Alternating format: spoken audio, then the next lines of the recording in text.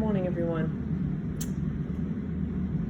I usually come to the Bikram Yoga studio in Swampscott on Sunday mornings before I teach, and I turn on the heat, and I usually do a little of my own stretching over here and have my coffee.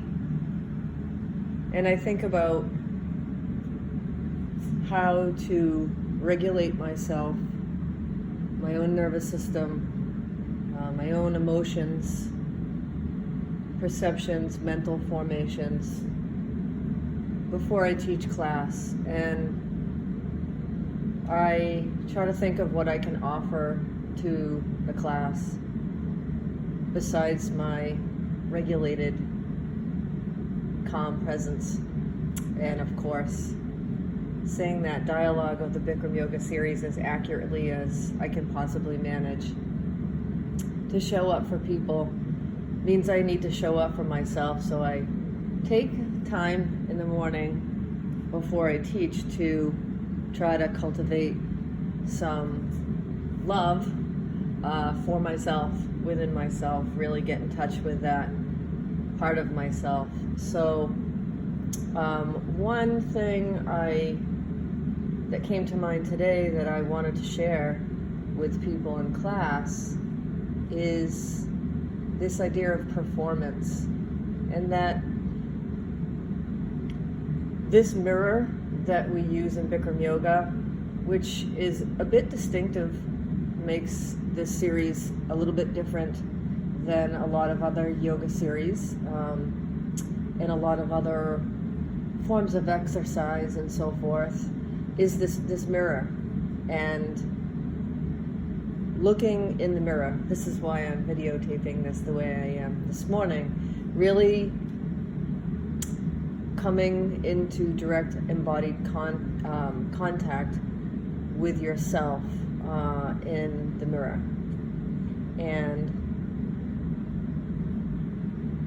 just being with whatever arises.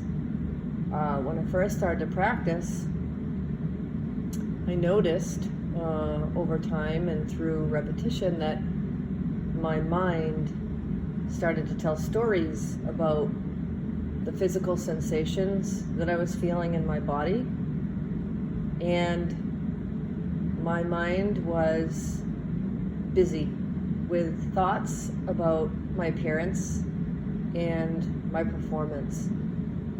And life isn't a performance. Yoga, especially Bikram Yoga, is not a performance, contrary to maybe our perceptions about it and it being so pervasive that it appears to be a performance.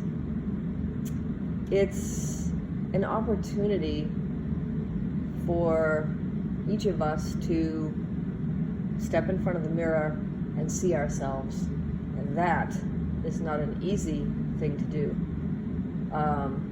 For most people, that's extraordinarily uncomfortable.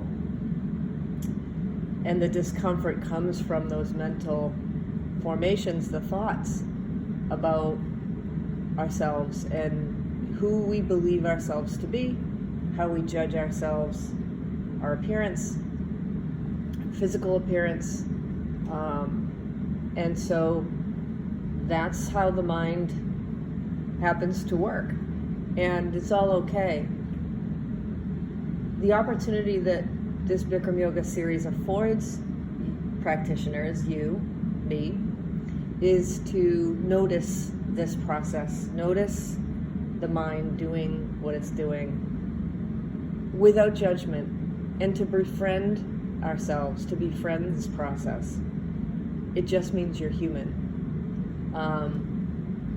And one of the most profound experiences that I had practicing this yoga was about the mirror and this whole process of identifying and seeing, just observing, witnessing how I am, who I am, how my mind works, sensations in my body, emotions I might feel, coming into direct contact with these things over and over and over and over again.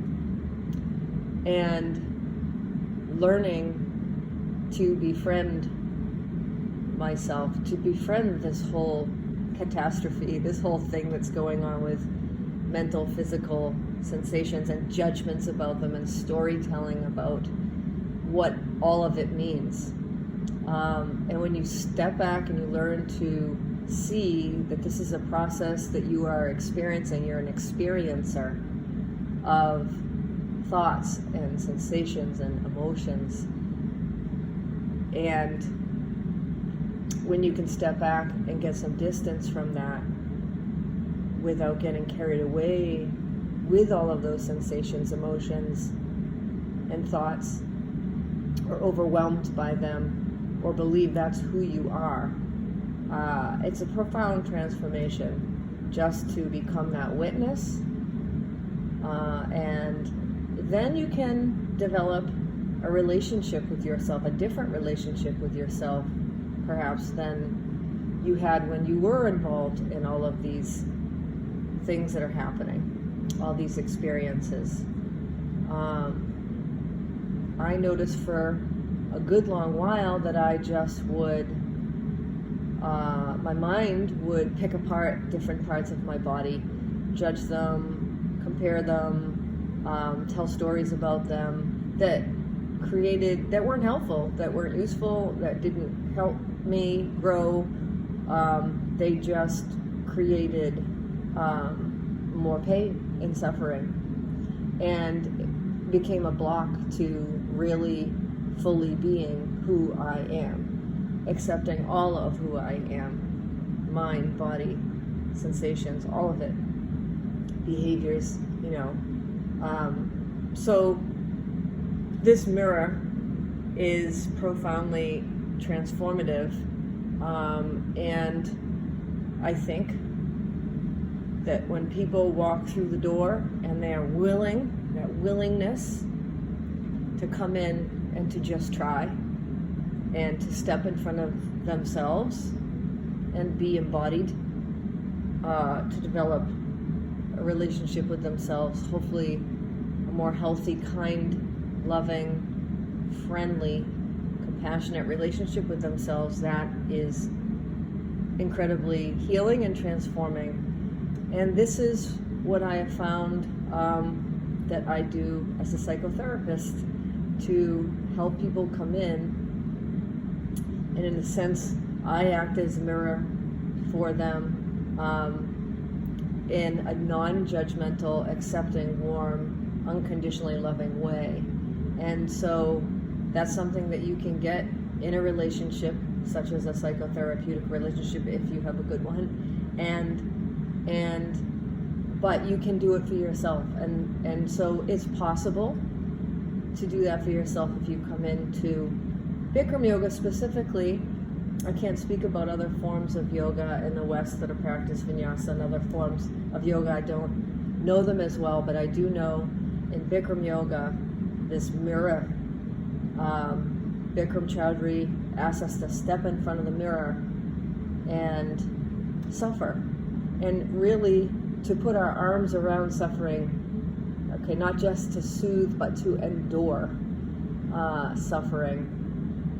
And that's called building distress tolerance in psychological parlance of the West. But to embrace your suffering, to endure, to get to know the contours and the specificity of your suffering, and to be with it, and to put your arms around it and rock it like a colicky baby, and accept that this is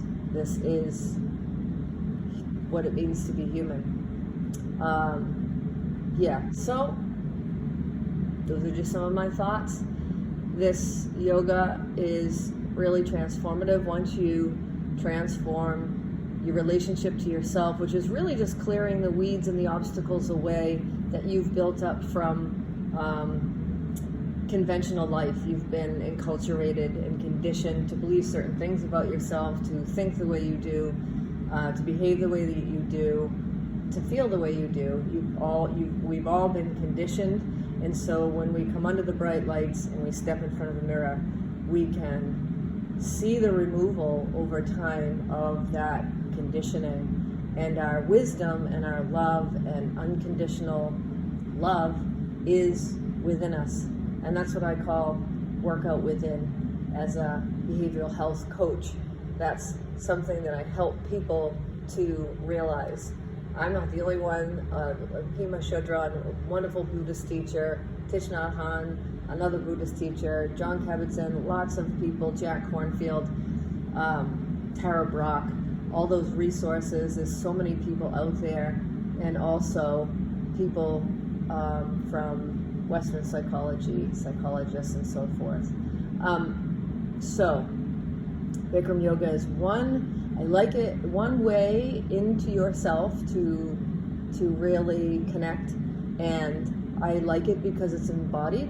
It's nervous system regulation, which we are bodies, not just mind and the mindfulness piece, but it's both. It's regulation of your nervous system, and it's also a mental health practice and mindfulness.